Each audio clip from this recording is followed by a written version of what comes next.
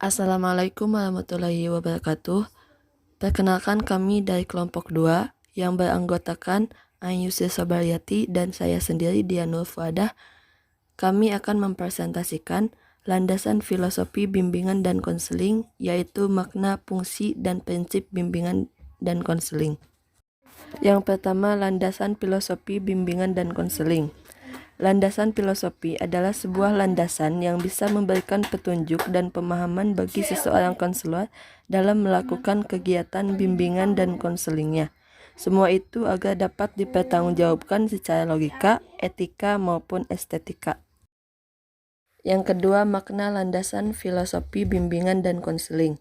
Makna filosofi dalam bimbingan dan konseling juga mempunyai landasan filosofis, yaitu dimaknai sebagai suatu pengetahuan yang mencoba untuk memahami hakikat segala sesuatu untuk mencapai kebenaran atau kebijaksanaan. Fungsi landasan bimbingan dan konseling.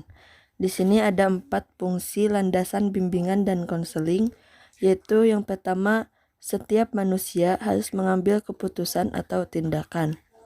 Yang kedua, keputusan yang diambil adalah keputusan diri sendiri. Yang ketiga, dengan berfilsafat dapat mengurangi salah paham atau konflik. Yang keempat, untuk menghadapi banyak kesimpangsiuran dan dunia yang selalu berubah. Baik, selanjutnya akan dijelaskan oleh teman saya. Ya, baik. Di sini saya akan menjelaskan tentang prinsip landasan filosofi bimbingan dan konseling. Menurut John J. Pietrovesa tahun 1980 dalam Yusuf 2010 selanjutnya mengemukakan pendapat James Cribin tentang prinsip-prinsip filosofis dalam bimbingan sebagai berikut. Yang pertama, bimbingan hendaknya didasarkan pada pengakuan akan keilmuan dan harga diri individu atau klien dan atas hak-haknya untuk mendapat bantuan. Yang kedua, bimbingan merupakan proses pendidikan yang berkesinambungan, artinya bimbingan merupakan bagian integral dalam pendidikan.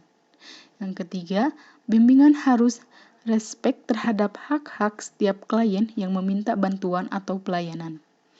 Yang keempat, bimbingan bukan prerogatif kelompok khusus profesi kesehatan mental.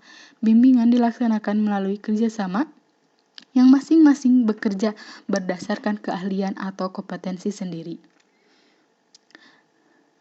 Yang kelima, fokus bimbingan adalah membantu individu dalam merealisasikan potensi dirinya.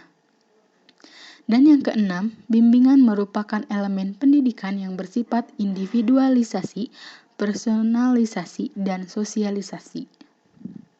Kemudian, di sini ada prinsip landasan filosofi BK menurut John J. Pietrovesa tahun 1980 dalam Yusuf 2010 mengemukakan bahwa terdapat beberapa prinsip yang berkaitan dengan landasan filosofis dalam bimbingan, yaitu sebagai berikut. Yang pertama ada objective viewing. Dalam hal ini, konselor membantu klien agar memperoleh suatu perspektif tentang masalah khusus yang dialaminya dan membantunya untuk menilai atau mengkaji berbagai alternatif atau strategi kegiatan yang memungkinkan klien mampu merespon interest, minat, atau keinginannya secara konstruktif. Dan yang kedua, the counselor must have the best interest of the client at heart. Dalam hal ini, konselor harus merasa puas dalam membantu klien mengatasi masalahnya.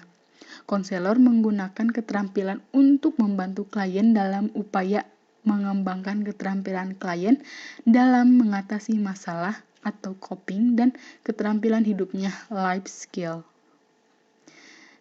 Baik, kesimpulannya, Kesimpulannya adalah, dari pembahasan yang diuraikan, dapat ditarik kesimpulan bahwa landasan filosofis memberikan pemikiran-pemikiran tentang hakikat dan tujuan hidup manusia untuk menemukan hakikat manusia secara utuh, mengingat bimbingan konseling akan selalu berkaitan dengan manusia sebagai objeknya.